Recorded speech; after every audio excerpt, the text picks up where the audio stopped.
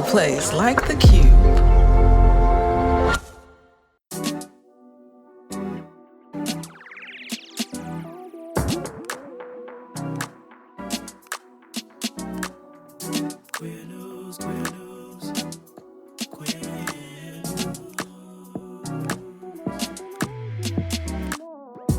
Family, this is your favorite queer radio personality, Anna Deshawn, and this is Queer News, your favorite weekly news pod where race and sexuality meet politics, culture, and entertainment. This is your number one stop for queer news done right, only on E3 Radio.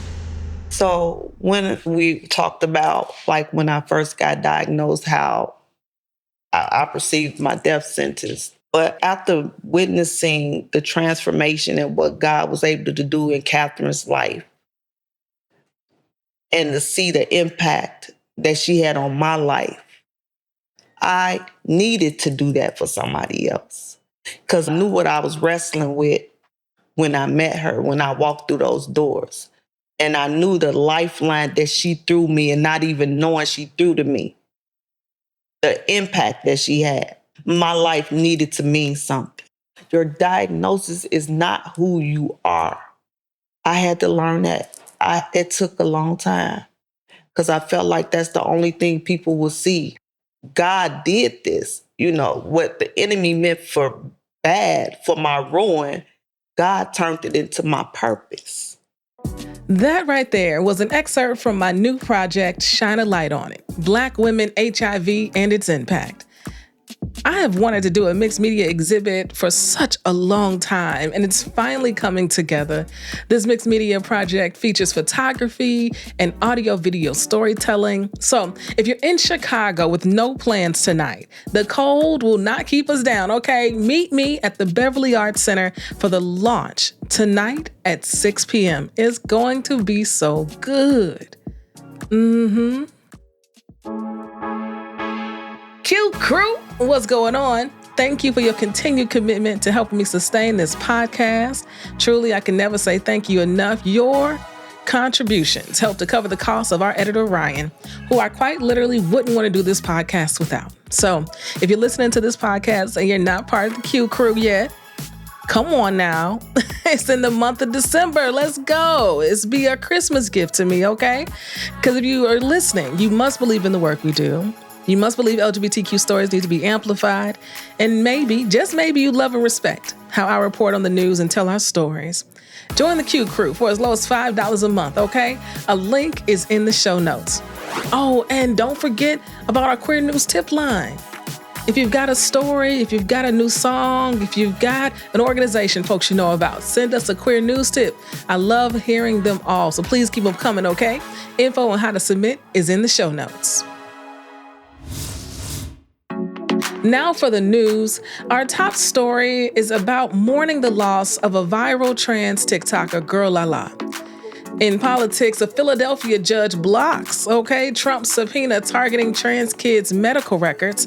And of course, we honor World AIDS Day today, even though the Trump administration refuses to acknowledge it. In culture and entertainment, we uplift the queer musicians who took center stage at Camp Flog, Gnaw, and TLC's T-Boz gives the group's 94 classic Creep a remix, and it's so good, and it is the perfect timing. Let's get into it. For our top story, on the heels of Trans Day of Remembrance, we mourn the loss of another Black trans woman, Girlalala. A 21-year-old TikTok trans influencer, Girlalala was found in a car with gunshot wounds affected by her boyfriend, Shanoid White Jr., according to authorities. White confessed that an argument had begun in the car and that he pulled out a firearm, but refused to go into further detail. White called 911 himself and was arrested on the spot. The couple had been together for 3 years, and in that time, they were known to argue every now and then. Even her audience of 300,000 knew that their relationship could be shaky at times. Girlalala was known to make content that centered around wig styling and beauty tips. An outpouring of love for Girlalala has been constant on TikTok since her untimely passing, with many of her supporters sharing how she helped them. The GoFundMe created to assist with Girlalala's funeral expenses has almost surpassed $30,000, with JT, formerly of the City Girls, being a notable donor. In a now deleted Instagram post, musician JT spoke out against the domestic violence committed against trans women, saying, quote, "Nothing is funny about a domestic violence story. My heart is broken, and these kids or adults may never be protected in a time where everything is moving fast and used as content. If you see something, say something. R.I.P. Girlalala."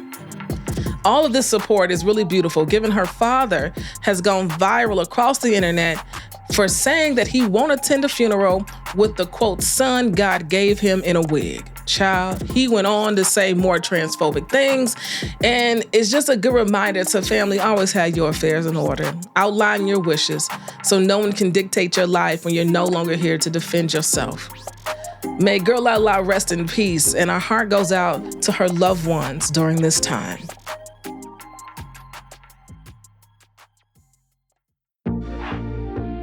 In politics, we have a victory for trans youth in Philadelphia. And you know, on this podcast, we love a victory, okay? As a federal judge sided against the Department of Justice request for access to medical records of children who underwent gender-affirming care at a children's hospital. Back in August, we reported on the Trump administration being sued by blue states over the subpoenas issued demanding the private medical records of children receiving gender-affirming care.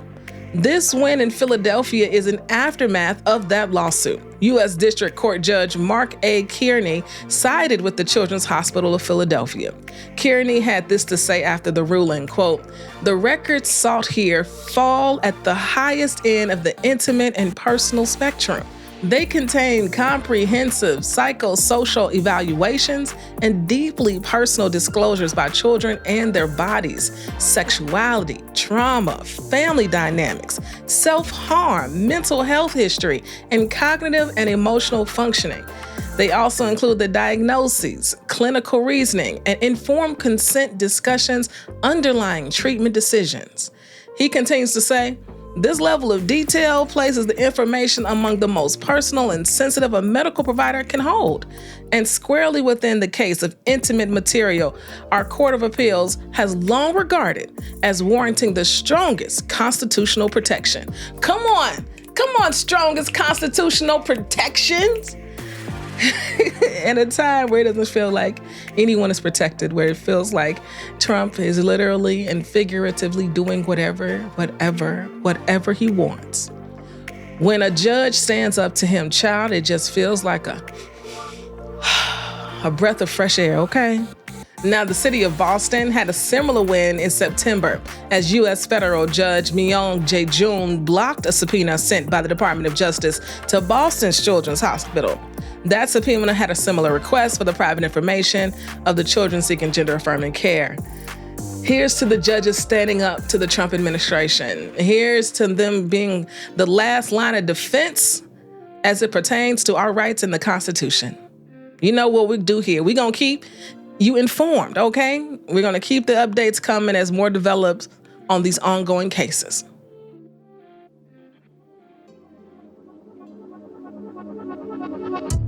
Now, family, it's December 1st, which has been known as World AIDS Day since its conception in 1988. It has been a day honored worldwide. However, this year, the Trump administration has decided to not observe World AIDS Day. Big surprise, right? This is, though, a big shift from last year when the Biden administration honored the day by hosting a display of a selection of panels from the original AIDS memorial quilt at the White House. State Department employees were directed via email to, quote, refrain from publicly promoting World AIDS Day through any communication channels, including social media, media engagement, speeches, or other public-facing messages. Employees can still attend events for World AIDS Day. However, the email addressed to them made the message clear that the Trump administration won't be doing anything to commemorate this year. Family, this action is shameful for so many reasons, and it's not lost on the general public that the Trump administration had commemorated other awareness days in this past year. So why did World AIDS Day get cut? We already know. I mean, we could speculate that this is just another martyr to fall in his path of fascism. After all, just earlier this year, Trump's administration cut USAID's LGBTQ plus programs, which were foreign aid programs that combated HIV and AIDS. And his administration continues to attack affordable health care for all. Mark Pacone, an out gay U.S. representative out of Wisconsin, publicly voiced his discontent with the Trump administration's decision, saying to the New York Times, quote, "Silence is not neutrality. It is harm. I'm calling on the administration to immediately reverse this decision and recommit our fight against HIV/AIDS. Mark Pacone also chairs the Congressional HIV/AIDS Caucus.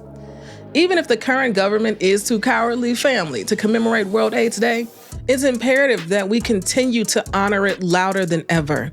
See how you can contribute to local resources available in your community. Educate and remember those who came before us.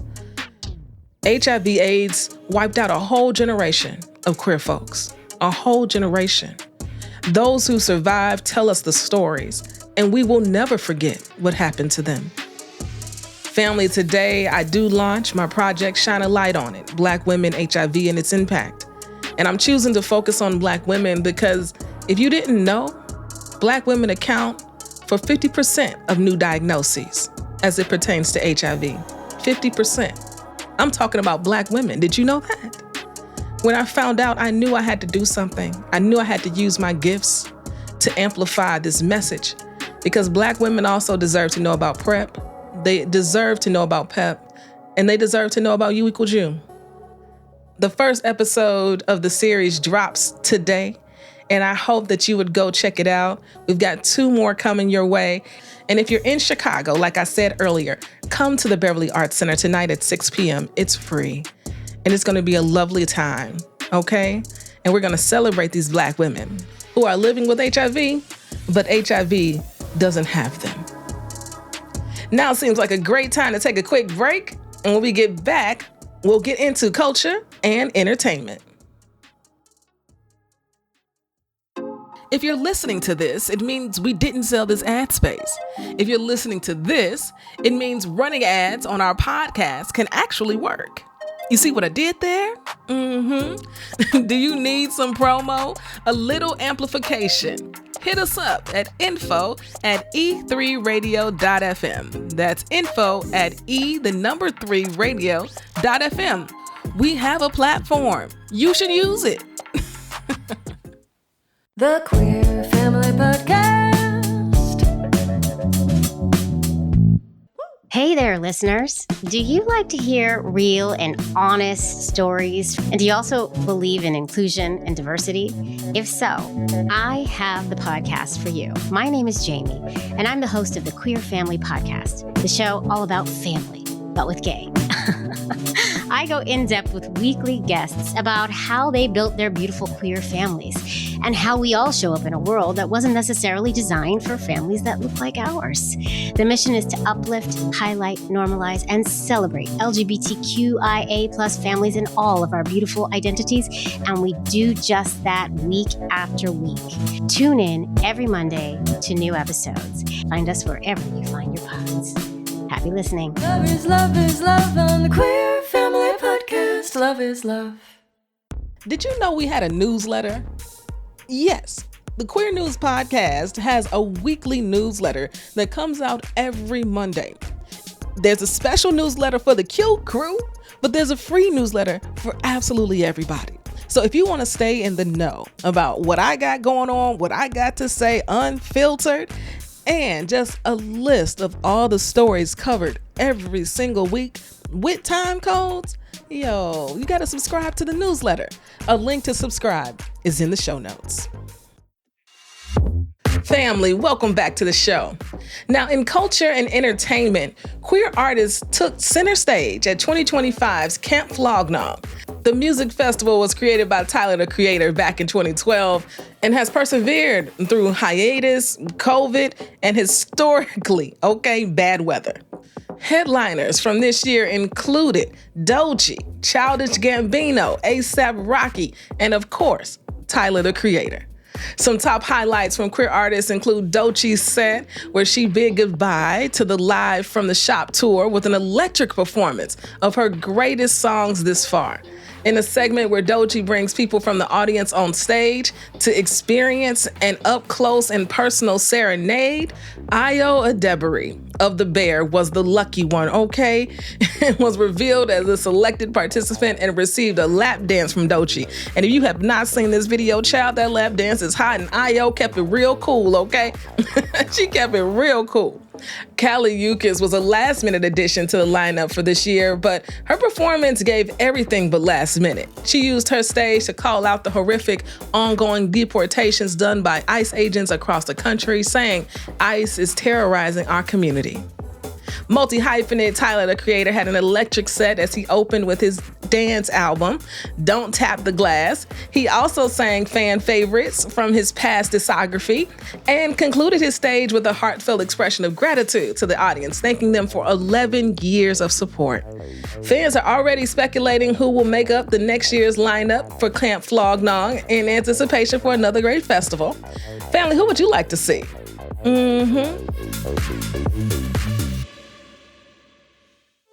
Continuing in the world of music, T-Boz of the iconic TLC released a new remix of a 1994 classic for a good cause. The singer remixed Creep to be PrEP and safe-sex positive in collaboration with Care for the Culture and Gilead Sciences. When I tell you a remix like this from TLC is so long overdue, and I'm so glad T-Boz has done it, okay? Especially this year, given everything that's going on, okay? And according to HIV.gov, PrEP, right, or pre-exposure prophylaxis, is medicine people at risk for HIV take to prevent getting HIV from sex or injection drug use. PrEP can stop HIV from taking hold and spreading throughout your body. PrEP reduces the risk of getting HIV from sex by about 99% when taken as prescribed. 99%. And in the video, T-Boz remixes the chorus to say, "We so PrEP, don't keep it on the down low. Be proud to let your partners know." Okay? The remix promotes safe sexual health with fun and vibrant visuals. The collaboration is a great way to educate people about PrEP, and the catchy tune is sure to stay in people's heads. And that's what you need. You know, you need a catchy hook. And who's gonna give you a catchy hook? Nobody like T-Boz, period. I love it. I love it. If you haven't seen it, go check it out. Family, you know what the time it is. It's time for Anna's Got a Word, because Anna's always got a word. And my word for today is dreams. One of my dreams is coming true today with the launch of this mixed media exhibit. I've wanted to use my audio, video storytelling with photography and putting it into a gallery for an exhibit for people to come and enjoy. And it's happening. It's happening. I've designed all of it, and it's beautiful. And I'm so grateful for the grant that we received from the Counter Narrative Project, CNP, down in Atlanta. I'm grateful for their guidance, and I'm really excited for you all to check it out. And I'm here to tell you, don't you stop dreaming. I'm not gonna stop dreaming. I'm gonna dream bigger. I've been thinking about it a lot, about what my 2026, what my 2027 and 28 look like, and what I want for my life. Family, I'm telling you right now, get to dreaming. Get to dreaming big, and then get to making it come to life. Till next week, peace.